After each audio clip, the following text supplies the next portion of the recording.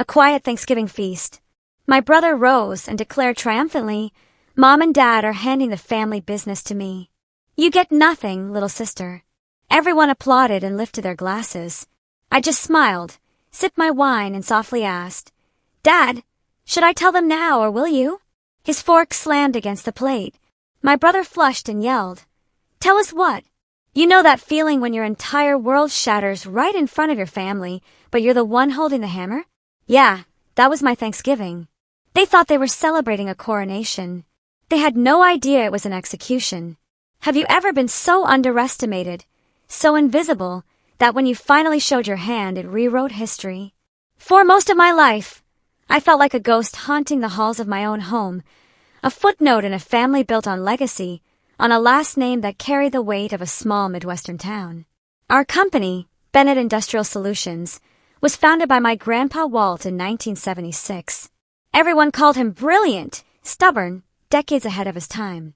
To me, he was just Grandpa, the only one who ever saw me not as Ethan's little sister, but as a mind worth listening to. Some of my earliest memories are from that factory floor. I was 7, tiny sneakers, pigtails, following him between clanky machines as he explained how every component fit. He'd crouch down, hold up a blueprint, and say, "See this, Ava? A good business is like a good engine. Every part matters, even the ones people overlook." I didn't know then, but he was talking about me. He'd pat my shoulder, beam, and declare, "This one has the brain for business." He said it to everyone, employees, relatives, even my parents. Mom would give an awkward smile. Dad would clear his throat. And Ethan would roll his eyes, so hard I swear he was trying to sprain them. Grandpa's approval made him furious. In our house, praise was a tightly controlled currency, and Ethan believed every compliment was his by birthright. Then, when I was 12, everything changed. Grandpa died suddenly. Heart attack. Quick, brutal. I remember the funeral, the rain, my grandmother's shaking hands, and my father. Dad stepped into the role of grieving son, an ambitious heir with terrifying speed. The moment Grandpa was buried, his office keys were already in Dad's pocket. That was the year I learned what it meant to be just a girl in a family business run by men who refused to see past tradition. Dad held a meeting with the extended family. In the conference room I wasn't allowed to attend, even though I'd spent more time in that building than half the adults there. When it was over, Ethan swaggered out, chin high, chest puffed, wearing a blazer 2 sizes too big that Dad insisted made him look like a future CEO. He was 14. That night at dinner, Dad made an announcement he clearly thought was noble and wise. "From now on," he declared, resting a proud hand on Ethan's shoulder, "I'll be training your brother to take over the company someday. That's how it should be. This business stays with the men in the family." I looked up from my plate, blinking. "What about me?" Mom froze. Dad laughed. Ethan smirked. "Ava," Dad said gently, like explaining weather patterns to a toddler, "Sweetheart, you're going to grow up, get married, have your own life. This company isn't meant for daughters. Your brother is the legacy. That's how it's always been."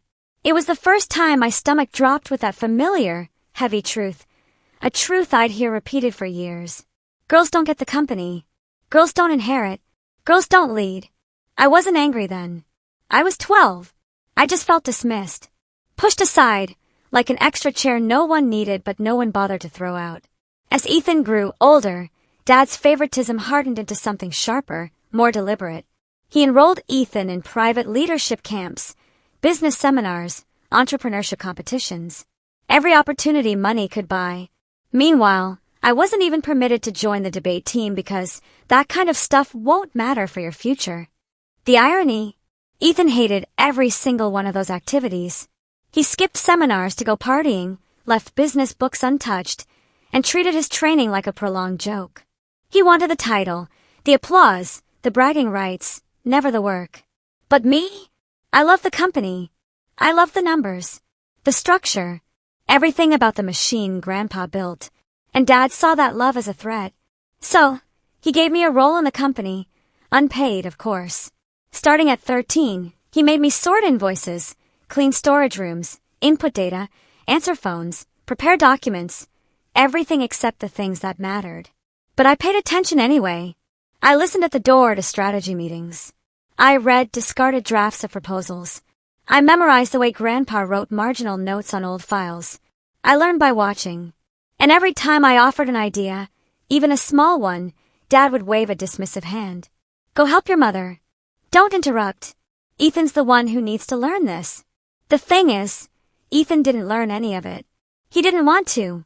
He'd sit across from Dad in meetings, nodding like an obedient puppet, then go home and brag to his friends about running the company someday while he played video games until 3 a.m. I watched it all, helplessly. This widening gap between who held the power and who actually understood how to wield it. And every time I found a way to contribute, no matter how small, Dad stomped it out with the same old refrain. Ava, stop trying to compete with your brother. You're a girl. You'll have a different path. A different path. They said it so many times it lodged itself in my throat like a stone. But the worst moment, the one that still slices into me whenever Thanksgiving rolls around, happened when I was 16. I'd worked for weeks on a proposal for a cost-saving system for the factory supply chain. Grandpa had taught me the basics when I was 7, and I expanded on it with everything I'd learned from those unimportant tasks Dad threw at me. I printed it, bound it, and left it on Dad's desk. He didn't even read it. He handed it to Ethan and said, "Here, present this at the meeting. Good practice for you." And Ethan did, word for word. He didn't even understand half of it, but everyone clapped anyway. I stood in the hallway, holding a stack of files, listening to them congratulate him while he took credit for something I built with my own brain. I didn't cry. Not there. I waited until I got home, shut myself in my room, and pressed my face into a pillow so no one would hear. That was the day I realized I wasn't just being overlooked. I was being erased. Not because I lacked talent, not because I wasn't capable, but because I wasn't born male, and because the one person who believed in me, Grandpa, was no longer there to protect me. That was my first true heartbreak. Not a boy, not a friend, but a legacy, a future, a birthright that evaporated the moment the only man who saw my worth was lowered into the ground. And that pain, the pain of being pushed out of my own family story, would become the fuel for everything I did next. Leaving home at 18 wasn't a dramatic movie scene for me. No slammed doors, no shouted arguments, no teary promises to come back stronger. It was quiet, almost too quiet. I remember, standing at the edge of our driveway at dawn, my entire life packed into a single secondhand suitcase, waiting for the rideshare that would take me to the airport. The house behind me was still dark, every window shut, every door closed, exactly how my family had always preferred to keep themselves from seeing me. No one woke up to say goodbye, not even out of politeness.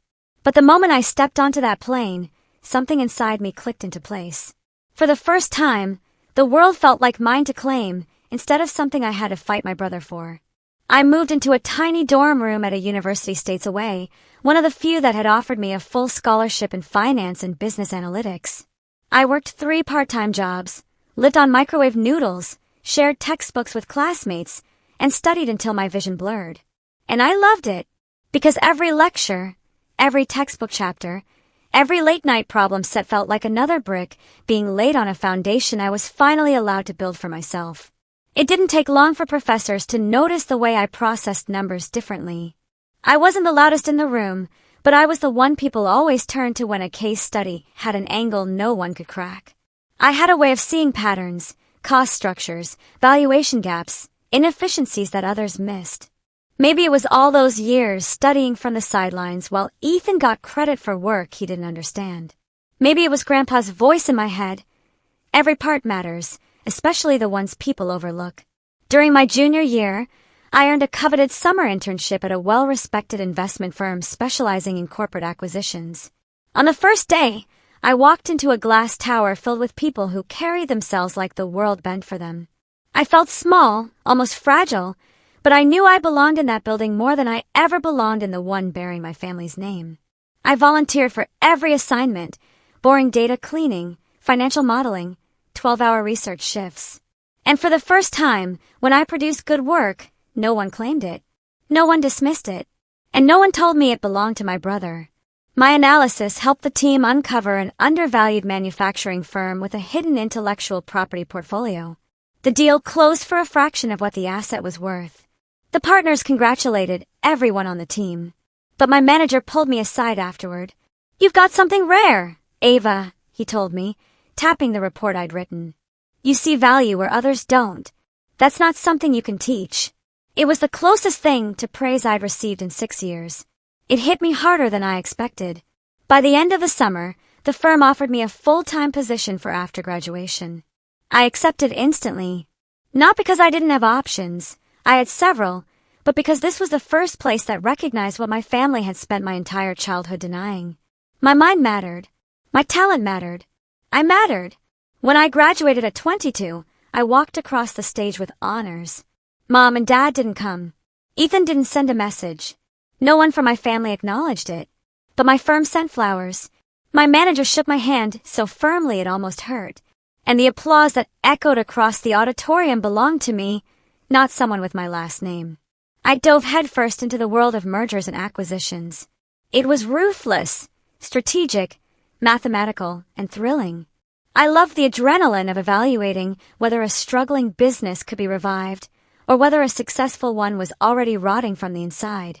I learned how companies rose, how they fell, how power shifted hands with every percentage point of ownership. I learned that control wasn't about who shouted loudest in family meetings. It was about who owned the votes. Within 2 years, I became an M&A analyst known for spotting undervalued companies before others even noticed the cracks in their armor. My boss promoted me early twice. Once, during a late-night review of an acquisition target, he stopped mid-sentence, closed the folder, and looked at me the way Grandpa used to. "Ava," he said, "you have the kind of mind that can build empires or take them apart. You just have to choose which one you want." His words hit deeper than he knew. Because the empire I cared about was one I was never allowed to touch. The one my grandfather built. The one that had been withheld from me. Not because I lacked skill, but because I lacked a Y chromosome. So, I did something small at first. Something quiet. I began investing my savings. Nothing dramatic, just a few thousand here and there, into small, family-owned regional businesses. I wanted to understand firsthand how ownership worked, how equity diluted, how older shareholders made decisions, how voting power shifted when someone accumulated enough shares. I met elderly founders who reminded me of Grandpa, stubborn but brilliant, retired employees who still held token shares, cousins who inherited stock they didn't want, widows who didn't understand the value of what they owned. And as I built relationships, something unexpected happened. People trusted me. They saw my sincerity. They liked my questions. They admired how I studied everything instead of pretending to know it all. They started offering me shares, small percentages, symbolic even. But each transaction taught me a lesson my family tried to hide. Ownership is power. Quiet power. Invisible power. The kind of power no one notices until it's too late.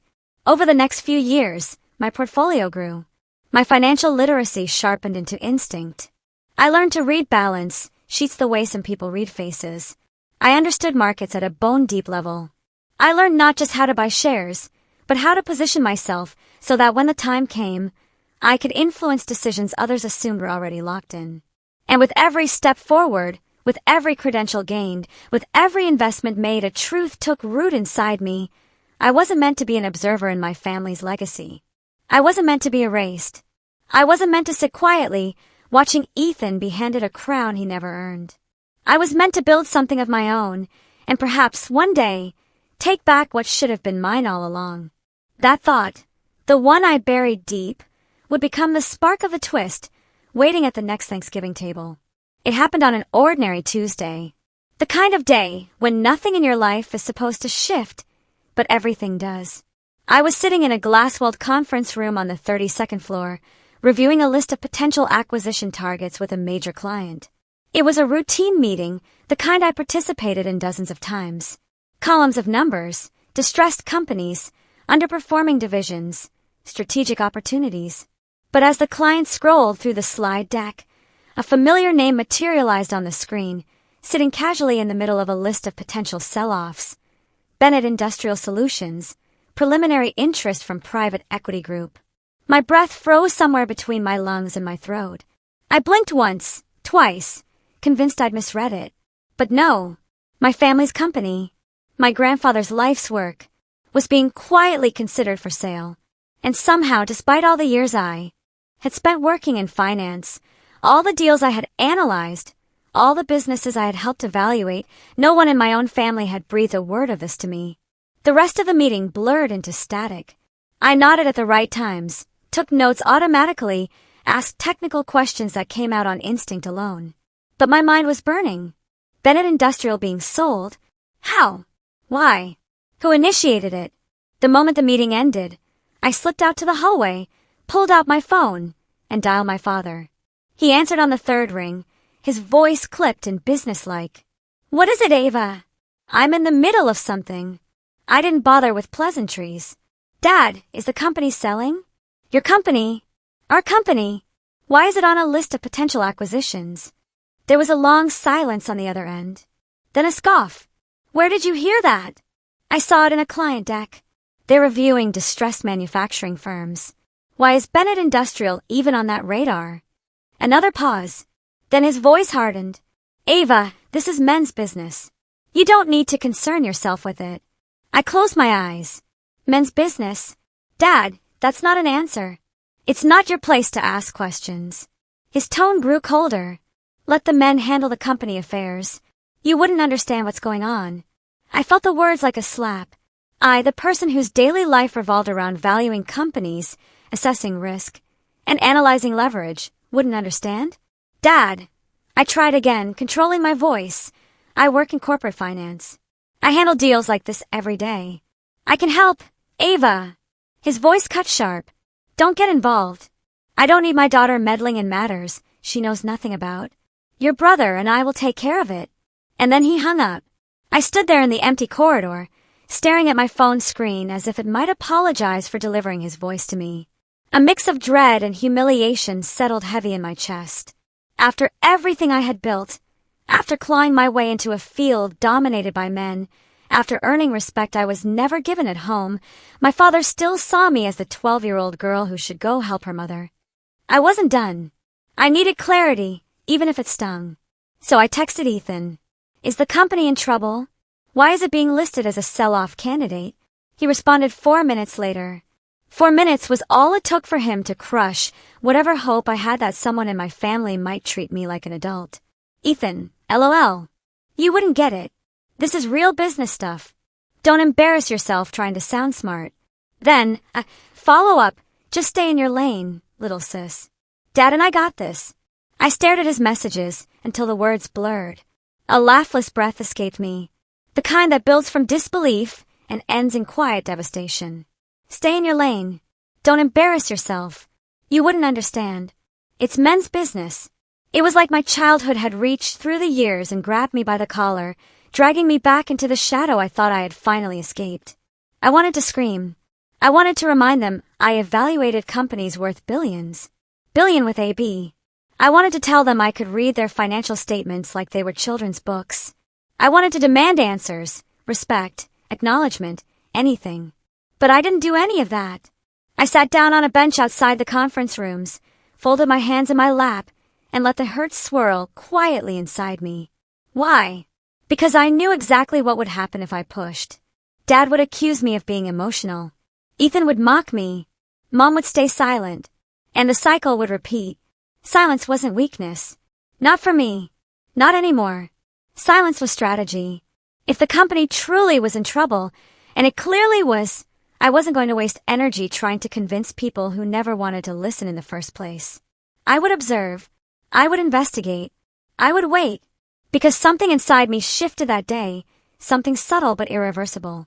4 years, I had tried to earn my family's respect through effort, talent, achievement, humility, and hard work. 4 years, I believed that if I just proved myself enough, they would finally see me. But now I saw the truth with painful clarity. They would never see me. They would never value me. They would never, not once, consider me anything other than a footnote in Ethan's story. And so I stopped trying. Not out of bitterness. Out of acceptance. Because accepting it freed me. And in that space where their approval used to hold me hostage, I finally had room to think. If my father and brother were running the company into the ground, if Bennett Industrial was truly vulnerable, if the empire Grandpa built was collapsing under the weight of ego and incompetence, then maybe, just maybe, the person they had spent decades underestimating would be the one to save it. That painful moment, the humiliating dismissal of my call, the degrading text from Ethan, became a turning point. Like every valley in my life, it was only setting the stage for what would rise afterward. And what would rise was power. I didn't sleep the night I saw my family's company listed as a potential sell-off. I lay awake in my apartment, city lights flickering through the blinds, replaying Dad's dismissive tone and Ethan's smug text messages until they carved themselves into my ribs. But beneath the hurt, something else stirred, something sharper, steadier, colder. An instinct I had honed through years of studying acquisitions, takeovers, and the subtle art of corporate control. If Bennett Industrial was truly vulnerable, if Dad and Ethan were blind enough to let it slip toward the edge, then maybe, just maybe, the universe had finally opened a door they had spent decades slamming in my face. The next morning, I arrived at work early, coffee in hand, and pulled up everything I could find about the company's corporate structure. My father had always talked as if he owned the business outright, as if he and Ethan were the only possible heirs. But when I dug into the records, public filings, archival documents, old shareholder statements, I discovered the truth. Bennett Industrial was not wholly owned by my parents. Not even close. My grandfather had been old school. Not in the sexist way my father liked to romanticize, but in the practical way real founders often are. He had built the company with a group of close friends, longtime employees, and early investors from the late 70s and early 80s. And because he trusted people, he had never consolidated ownership. When he died, my father inherited only a portion. A large portion, yes, but not the whole. And the rest was scattered like gold dust across time. My pulse quickened as I mapped it out. A retired plant manager who owned 4%, a former engineering partner holding 3%, two cousins who had moved across the country, each with a little over 2%, a widow of an early investor with 1.8%, several of Grandpa's old friends with anywhere between 0.5% and 2%, and a handful of tiny, forgotten shares held by employees from decades past. Individually, none of them mattered. Together, they were a kingdom waiting for the right ruler. And for the first time, I realized something. Dad and Ethan weren't kings. They were squatters sitting on a throne built by a man, whose blood ran in my veins, not theirs. So, I started doing what I did best. I analyzed. I strategized. I planned. Then I acted. The first person I reached out to was Mr. Holloway, a retired engineer who had worked with my grandfather for 30 years. His name was on several old ownership documents. I found his number through public records and called him one Saturday morning, expecting a quick conversation. Instead, we ended up talking for almost 3 hours. He remembered me, not as Ethan's little sister, not as the girl, but as the kid who followed Grandpa around the factory, asking why machines made certain sounds and what a supply chain was. "Walt told me you were going to run this place someday," he said, his voice warm with nostalgia. "But your daddy, he never listened much." My throat tightened. "Mr. Holloway," I asked, "would you ever consider selling your shares?" "Not to the company. To me." There was a pause, a long one, then a soft laugh. "I always knew you'd come back for it." And just like that, the first piece of the puzzle slid into place. We arranged a private deal. No announcements, no family involvement, a clean transaction. It felt like lighting a fuse. Quiet, small, yet capable of burning through everything that had once held me powerless. After that, I made a list of every shareholder I could find. Every name was a thread, and I pulled each one slowly, strategically. A widowed woman, in Kansas, who cried when she realized someone still remembered her husband's role in the early days of the company. A retired accountant living in Arizona who had no children and wanted his shares in the hands of someone sensible. A cousin who hadn't spoken to my side of the family in years and readily agreed to sell once he heard Ethan was expected to take over. "Your brother," he scoffed. "That boy couldn't run a lemonade stand." An old friend of Grandpa's who told me, "Your grandfather used to brag about how smart you were. Said you had the only real business head in the family." One by one, they sold. Not because I pressured them, Not because I offered outrageous sums. They sold because they remembered my grandfather, the man whose values they trusted, and because in some small way, they saw pieces of him in me. Every deal added another percentage point. Each contract was another heartbeat of power, another inch of leverage, another step toward the one thing my father believed I would never have, ownership. I moved carefully, quietly, always through private channels, never through public filings that might alert my family. I used holding companies, trusts, strategic intermediaries. Perfectly legal. Perfectly discreet. My boss didn't know. My coworkers didn't know. Even the people I was dating didn't know. It wasn't secrecy. It was survival. If Dad or Ethan discovered what I was doing, they would find a way to shut me out. Or worse, they'd rush to buy up the remaining shares before I could. But they never suspected a thing. Why would they? In their minds, I was the daughter who left. The girl who wouldn't understand business. The footnote in Ethan's destiny. And they clung so tightly to their delusions that they never thought to look behind them. Meanwhile, I kept going, one acquisition at a time, one signature at a time, one silent victory at a time. And with every transaction, the scales tipped. Slowly at first, then unmistakably. There came a night, late, long after midnight, when I sat at my kitchen counter with a stack of papers spread around me. I looked at the totals, calculated the percentages twice, 3 times, 4 times. Then I laughed. A soft, stunned, disbelieving sound, because I realized something powerful, something monumental, something that changed everything. In my blood, I wasn't just collecting old pieces of a fading company. I wasn't just following some sentimental desire to reconnect with Grandpa. I was building power. Real power. Legal power. The kind of power men like my father and brother feared without ever acknowledging it. I was becoming a force. And they still didn't know. That was my third rise. The moment I stopped being the overlooked daughter and became the quiet threat no one saw coming. The moment the story shifted from inheritance to takeover. By early November, the leaves in the city had turned the color of rusted copper, and every street corner smelled faintly of cinnamon and cold air. My life was moving in a quiet, powerful rhythm. Work, meetings, careful acquisitions, the slow but steady accumulation of ownership that no one in my family cared enough to notice. I felt like I was living 2 lives. One where I was a respected M&A specialist making strategic decisions for companies across the country, and another where I was a ghost in the halls of my own family's legacy, seen only when it was convenient for them. The invitation came on a Wednesday afternoon. It wasn't handwritten. It wasn't thoughtful. It wasn't even personally addressed. It was a mass email sent to the entire family with a subject line that made my stomach tighten. Thanksgiving dinner and special announcement honoring Ethan Bennett. I opened it. The words hit exactly where they intended. This year, we will be formally recognizing Ethan's leadership and announcing his transition into the role of CEO for Bennett Industrial Solutions. CEO, as if it were already done. As if the decision were unanimous.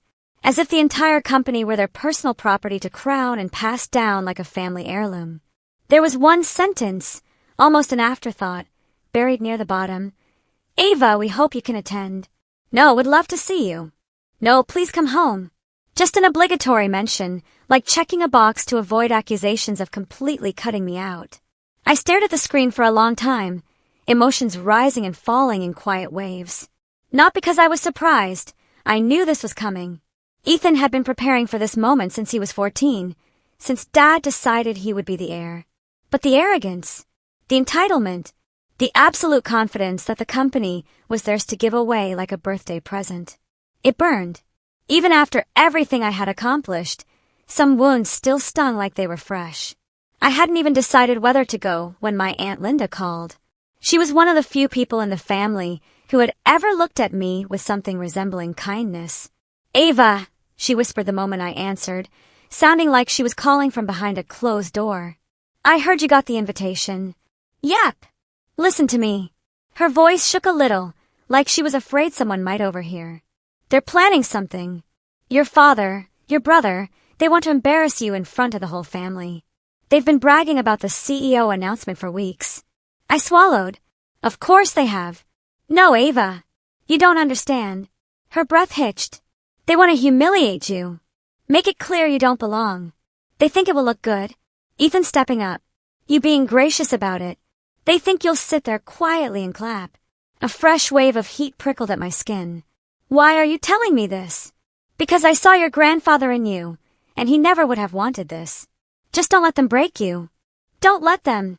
As if they hadn't already tried for most of my life. As if I hadn't already been dismissed, overlooked, minimized, and erased in ways that left scars I rarely spoke about. But there was something Aunt Linda didn't know. Something no one in my family knew. I wasn't the girl they used to humiliate. Not anymore. And when she whispered, "Are you going home?" I answered truthfully, "Yes, I am." But not for the reasons they expected. Not to clap for Ethan. Not to bow my head and smile politely while he accepted a crown built from my grandfather's sweat and brilliance. I was going because I carried a truth in my hands that would change everything. When Thanksgiving week arrived, the tension settled over me like a second skin. I worked during the day, but every night I found myself staring at the stack of documents I had collected. Shareholder agreements, acquisition contracts, ownership breakdowns, proof of everything I had built quietly, strategically, deliberately. Every signature felt like a heartbeat. Every percentage point felt like a step forward. Every line on those pages was another piece of armor. But the night before I left for my hometown, my phone buzzed with a message from Ethan. "Ethan, don't forget dinner is at 4. Try not to be late this time. It's an important night for the family." I laughed out loud. A small, sharp sound that echoed in my empty kitchen. Important night for the family. A night he believed would cement his legacy. The moment he'd get everything handed to him, title, company, prestige, while I would sit politely at the edge of the table like a decorative plant. He had no idea. None of them did. They were preparing a ceremony, a celebration, a coronation, and they had set the stage, so perfectly. Every detail lined up, every relative invited, every speech rehearsed. But what they didn't know was that they had also prepared the perfect battlefield, the perfect audience, the perfect moment. All I had to do was walk in, sit down, wait. And when the moment came, I would not be the girl they expected to humiliate. I would be the storm. The night before Thanksgiving, I packed a suitcase with simple clothes in my laptop bag. Then I opened my safe and pulled out the folder. Thick, heavy, filled with signatures that represented years of strategy and patience. I held it in my hands for a long time, the weight familiar, almost comforting. Then I whispered, to no one and everyone, "They have no idea what's coming." This was my last quiet moment before the floor dropped out from under my family. Because I was going home, not as the forgotten daughter, not as the overlooked outsider, but as a force none of them were prepared to face. 1 week before Thanksgiving, the city was already wrapped in early winter, biting cold, gray skies, and the kind of sharp wind that forces people to tuck their chins into their coats. I was in my office reviewing end-of-quarter reports when my phone buzzed with a name that made my breath catch, Raymond Carter. Ray Carter had been one of my grandfather's closest friends, more like a brother in arms than a colleague. They had built the early prototypes together. He had been in the room when the first contracts were signed. He had been there the night my grandfather toasted the company's first profitable year. And he had retired in the mid-2000s, taking a small but meaningful share of the company with him, 7%. The exact 7% I needed. The last piece, the final keystone. My hands trembled slightly when I answered, "Mr. Carter, this is Ava Bennett." His warm, gravelly voice crackled through the line. "I was hoping you'd call me back, sweetheart. I've been thinking about what you said." I sat straighter, pulse quickening. I had called him weeks earlier, making the same quiet offer I had made to all the others. A private, respectful request to purchase his shares. No pressure, no manipulation, no dramatic speeches, just truth. "I remember you," he continued. "You were the one who sat on the counter in Walt's office, coloring on his blueprints, weren't you?" I laughed softly. Guilty as charged. He used to say that girl sees things no one else does. A familiar ache squeezed my chest. Grief for a man who had believed in me long before I learned to believe in myself. Mr. Carter cleared his throat. "You're not doing this for power, are you?" "No," I answered without hesitation. "I'm doing it because the company is in danger, and because my grandfather's legacy deserves better than what it's headed toward." There was a long silence on the other end. Then he said 6 words that changed everything. Let's meet. I'm ready to sign. We met at a small cafe 2 days later, early morning, when the sun was just beginning to push through the clouds. He looked older than I remembered. White hair, deep wrinkles, a slow, careful walk. But his eyes were bright, sharp, and unmistakably the eyes of a man who had once built an empire alongside my grandfather. He slid the envelope across the table. 7%, he said. The last of what I have. My pulse hammered in my ears. I opened the folder slowly, reverently. The paperwork was neatly prepared. My attorney had drafted it, and Ray had reviewed everything carefully. Are you sure? I asked, my voice quieter than I intended. He smiled. Honey, I've been waiting 20 years for someone worthy to take this company back. He reached out, covering my hand with his. And between you and your brother, well, let's just say one of you works hard, and the other works hard at pretending. I couldn't help the small laugh that escaped me. He squeezed my hand. Your grandfather would be proud of you. Very proud. The weight of his words hit harder than anything Dad or Ethan had ever said to me. We signed right there in the cafe. Page after page, signature after signature. Every stroke of ink was another nail in the coffin of the narrative my family had built, one where Ethan was the heir and I was the afterthought. When we finished, Mr. Carter leaned back with a content sigh. There, it's done. Done. A simple word with seismic consequences. Because when he signed that last document, everything shifted. Not metaphorically, not emotionally, but legally. I crossed the line where I now held 51.3% of Bennett Industrial Solutions. A majority stake, controlling interest, the right to appoint and remove the CEO. And no one in my family knew a single thing about it. I left the cafe with the folder clutched to my chest, the cold air stinging my cheeks. I walked slowly, trying to absorb the reality that my grandfather's legacy, something I had been denied my entire life, was finally, impossibly in my hands. When I got back to the office, I went straight to the legal department of the investment firm. My attorney, a sharp, meticulous woman named Marissa, reviewed everything with a critical eye. After 40 minutes of cross-checking signatures, validating purchase agreements, and confirming share transfers, she closed the folder and looked at me. Ava, she said, you now have controlling ownership of the company. The words hit me like a physical force. I do. She nodded. Yes. You have full voting control, including CEO appointment and removal. There is no scenario where your brother can override you. I let out a slow, trembling breath. All the years of dismissal, of invisibility, of being told I would never lead because I was born a daughter instead of a son. All the years of being erased, belittled, overlooked. They all funneled into that single moment. Marissa watched me with a small, almost proud smile. You planned this well. But I shook my head. It wasn't a plan, I said softly. It was survival. After she left the room, I sat alone at the table, staring at the folder. My hands hovered over it, tracing the edges. Then I closed my eyes. Grandpa, I whispered. I did it. I finally did it. A wave of emotion rolled through me. Relief, pride, grief, triumph, all tangled together. For the first time, I didn't feel like a shadow in my own family. I didn't feel like the forgotten daughter. I didn't feel like someone waiting to be allowed into the room. I felt like someone who belonged at the head of the table. Someone who had earned her place. Someone who could at last protect the things she loved most. This was my fourth rise. Splendid, decisive, quiet, and powerful enough to reshape everything that would come next. My family thought Thanksgiving would be Ethan's coronation, but they had no idea the real crown was already on my head. The night before Thanksgiving felt unnervingly still. Too quiet, too heavy, as if the air itself were holding its breath with me. I sat alone in my apartment, lights off, the city shimmering beyond my windows in scattered reflections. The folder containing the shares, my 51.3%, lay open on the coffee table. Every signature, every number, every initial stared back at me like a truth too large to fit inside my chest. I should have felt powerful, secure, victorious. Instead, all I felt was the sharp sting of memory. I closed my eyes and let myself drift back to the version of me Grandpa Walt knew. The little girl who tugged on his sleeve during morning factory tours, who asked endless questions about profit, margins, and supply chains, who stood on his office chair while tracing her fingers over blueprints she could barely understand. You see the whole machine, Ava, he would say, tapping the center of my forehead with one calloused finger. Not just the pieces, not just the noise. The whole thing. You're the only one in this family who thinks like a builder. I used to glow under those words. I used to tuck them into my heart like a secret blessing.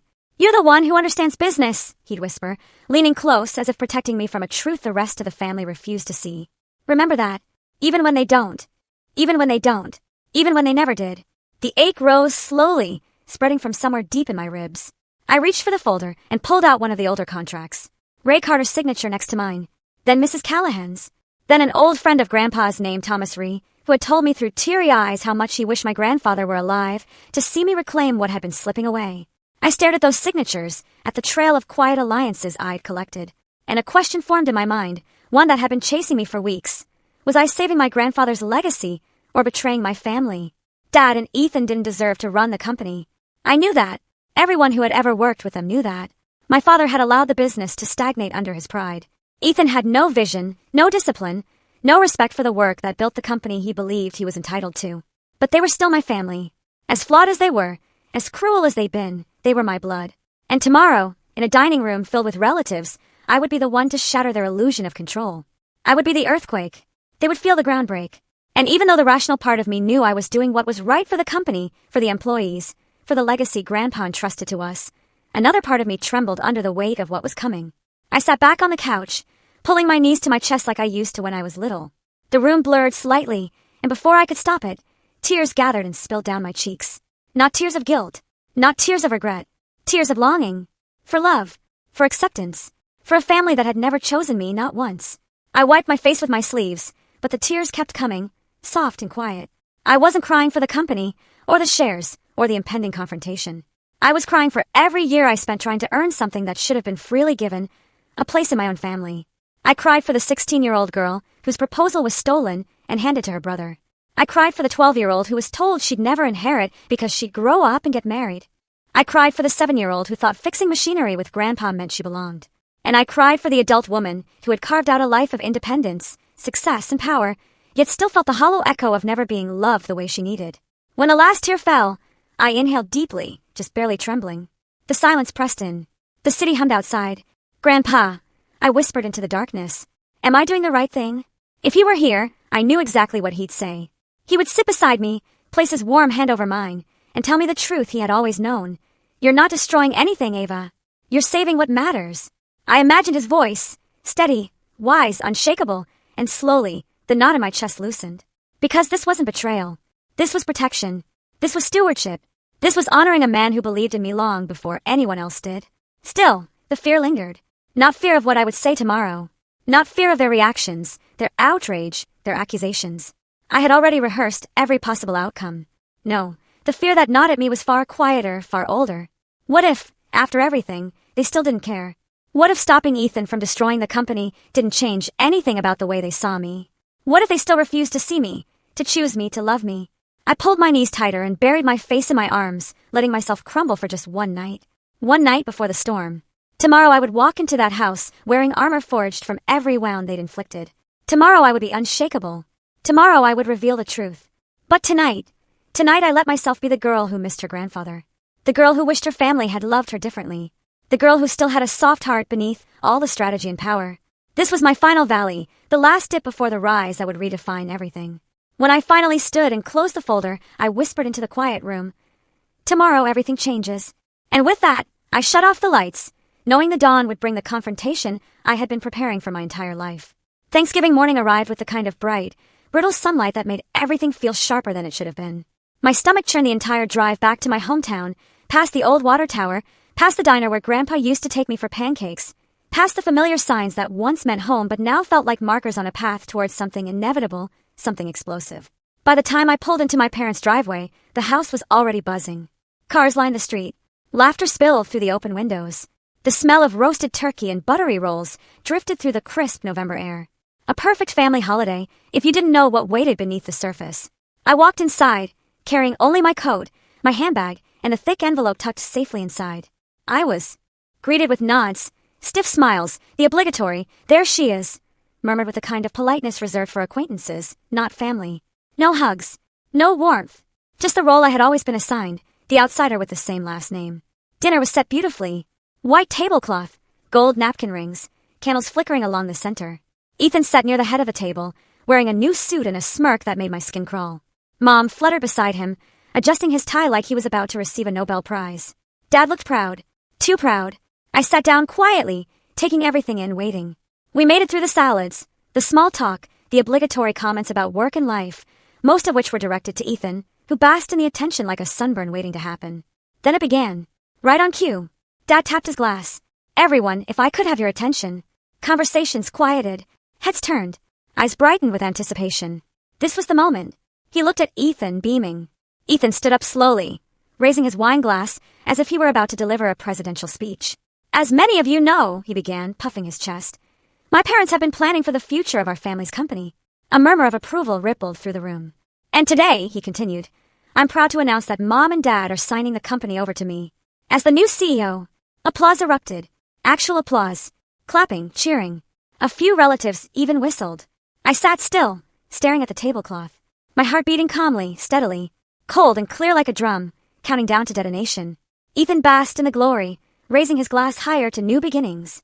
Everyone followed suit, lifting their glasses, faces glowing with pride. Everyone except me. I set my glass down deliberately, quietly. The soft clink cut through the noise like a blade. Dad noticed first. His smile faltered. Ava! I lifted my eyes and met his. Dad, I said softly, should I tell them now or will you? The room froze. Absolutely froze. Forks hovered midair. Hands paused halfway to their mouths. The candles flickered as if confused by the sudden silence. Dad paled. His face drained of color. Ava, he warned quietly. Don't do this. But I was already reaching into my handbag. I pulled out the thick envelope, the one that had traveled across states, across years of pain, across every barrier they tried to build to keep me small. I placed it directly in front of Ethan. He frowned. What's this? The truth, I said. Since we're making announcements today. He laughed, nervous. Ava, stop being dramatic. I tapped the envelope. Open it. He ripped it open with exaggerated annoyance. But the moment he scanned the first page, his face twisted in confusion. Then panic. What? What is this? The company, I said, my voice calm and steady as I rose to my feet, isn't being signed over to you. A ripple of shock traveled down the table. Dad stood up abruptly. Ava, that's enough. No, I said. It's not enough. Not yet. I looked at Ethan, who was now sweating through his expensive suit. You can't sign the company over, I continued, because you don't own enough shares to sign anything over. Ethan shoved the papers toward Dad. What is she talking about? He yelled, voice cracking. I pulled out the rest of the documents, spreading them across the table, pages and pages of ownership transfers, legal agreements, notarized sales. One cousin gasped. An aunt covered her mouth. Someone whispered, Oh my God. Then I delivered the final blow. I own 51.3% of Bennett Industrial Solutions. I said clearly. I am the majority shareholder. Legally, that makes me the one who appoints the CEO. The room erupted. Not in noise, but in a silence so complete it felt like the air had been sucked out of the house. Ethan stumbled backward, bumping into his chair. No, that's impossible. Dad, tell her she's lying. Dad's face was ashen. Because he knew. He recognized the documents. He understood the legality. He saw the signatures, the ones he never knew were happening behind his back. And he realized the throne he had been polishing for Ethan was already gone. I turned to Ethan. He looked like a man watching his empire crumble beneath him. He looked exactly like I had looked, over and over, growing up at that table. And Ethan, I said softly, it's not you. He froze. Dad stood like a statue carved from disbelief and rage. Somewhere near the end of the table, a fork clattered against a plate, the loudest sound in a room full of people who had just watched a kingdom change hands in an instant. This exact moment was the peak of everything. The twist, the reveal, the truth that rewrote our entire family story in one breath. And as they stared at me, every relative, every aunt, every cousin who had praised Ethan minutes before, I finally felt something I had chased my entire life. Not approval, not affection, but power, rightful, undeniable. For a long moment after my final words, no one moved. The entire room sat suspended in a stunned, choking silence, the kind that follows a sudden impact when everyone is still trying to understand what just hit them. Candles flickered. Someone's wine glass trembled in their hand. Then everything broke at once. My father slammed his palms onto the table, so hard the silverware jumped. His face flushed red, the vein in his forehead pulsing violently. Ava! He roared. What have you done? My mother gasped, her hands flying to her mouth as tears spilled down her cheeks. How could you do this? How could you go behind our backs like this? Ethan stumbled backward, knocking over a chair. The color drained from his face. His eyes darted between the pages, trying to piece together the meaning he didn't want to accept. This can't be real. This can't be real. But it was. Every signature, every agreement, every inch of power he thought he was entitled to gone. Dad jabbed a shaking finger at me. You have destroyed this family. Do you hear me? You have destroyed everything. I took a breath. Slow, steady, weighted with years of swallowed pain. No, I answered quietly. This family destroyed me first. I'm just saving what Grandpa trusted me to protect. A few relatives sucked in sharp breaths. Someone whispered, "Oh my God." Another muttered, "She's right." But no one said it loudly enough to be brave. Dad shook his head violently. You selfish girl. How dare you? How dare you undermine your brother like this after everything we've done for you? I almost laughed. Everything they'd done for me? Every dismissal, every sneer, every slammed door. Was that the everything he meant? But instead of answering, I simply looked at him. Looked at all of them. Really looked. And for the first time, I didn't feel small beneath their gaze. I didn't shrink. Didn't hesitate. Didn't fold. Ethan lunged forward, snatching up the papers and flipping through them frantically. Ava, please. Just tell me this is some kind of joke. You can't just take the company. You can't. I held his gaze. Legally, I already have. He froze, breathing hard. His mouth opened, then closed again like he couldn't form words. Finally, he whispered. Then give me something. A position, a role. I need this. You can't just leave me with nothing. The room watched him unravel. This grown man who had spent his entire life being praised for potential he never demonstrated. The man my father raised to. Believed the world would hand him whatever he wanted, whenever he wanted it. A job. I repeated softly. He nodded desperately. Please, just don't destroy me. For the first time that night, real pity flickered in my chest. Not enough to erase the years of cruelty. Not enough to undo the damage he'd caused. But enough to recognize the pathetic truth. Ethan had no identity without the company he never worked for. I didn't smile. I didn't gloat. I didn't savor the moment the way a villain might. Instead, I answered with the calm professionalism he'd never shown me. I'll think about it, I said. But not tonight. His face crumpled. Mom sobbed harder. Dad swore under his breath, pacing like a caged animal. All these years, he hissed. We tried to build something stable, something lasting, and you ruined it out of spite. Spite. I straightened. You gave Ethan everything. You told me I was nothing. You ignored every warning sign while he let the company fall apart. You refused to listen, not because I was wrong, but because I wasn't a son. The room was so quiet you could hear the flames on the candles flicking. Dad opened his mouth to argue, but no words came. Because deep down, he knew I was right. He had known it for years. He simply refused to admit it. Mom wiped her tears with shaking hands. Ava, honey, we didn't know how to include you. I swallowed hard. You didn't want to include me. The truth hung there, heavy and irrevocable, as the shock spread through the relatives around us. Their expressions shifted, confusion first, then discomfort, then something else, a mixture of fear and respect, the kind reserved for someone who had just revealed a crown they forged in silence. Aunt Linda met my eyes from across the table. She was the only one who nodded. Just once. A tiny gesture that said, you did what needed to be done.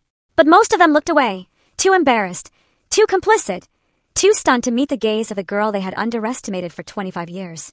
I picked up my wine glass, not to toast, not to celebrate, but simply because my hands needed something steady to anchor to.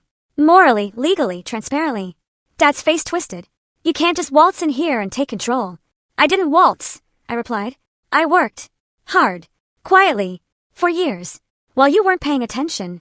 He flinched. Actually flinched. Because for the first time, he saw the truth. His neglect wasn't just cruel. It was foolish. He chose the wrong child, the wrong heir, the wrong person to invest in. And now the consequences were here. Unavoidable, undeniable, irreversible. I set my glass down gently. I'm not here to destroy the family, I added. But I am here to protect the company. Grandpa's company. The employees' livelihoods. The thing you forgot to take care of. No one argued. No one dared. This was the moment everything they believed collapsed under the weight of reality.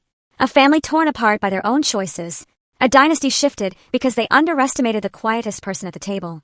And as I gathered my papers and turned toward the door, the entire room parted from me, not out of politeness, but because they finally understood. I wasn't the forgotten daughter. I wasn't the outsider. I wasn't the afterthought. I was the one in control. Now, 1 year later, the world feels different. Not louder, not brighter, but clearer, as if someone had wiped a long fogged window I'd spent my entire life pressing my face against. I stand in the glass-walled conference room of Bennett Industrial Solutions, my company now, watching the winter light reflect off the polished floor. The logo Grandpa designed decades ago hangs behind me, restored to the original colors he'd chosen. I've spent the past 12 months rebuilding the business from its foundations. Not transforming it completely.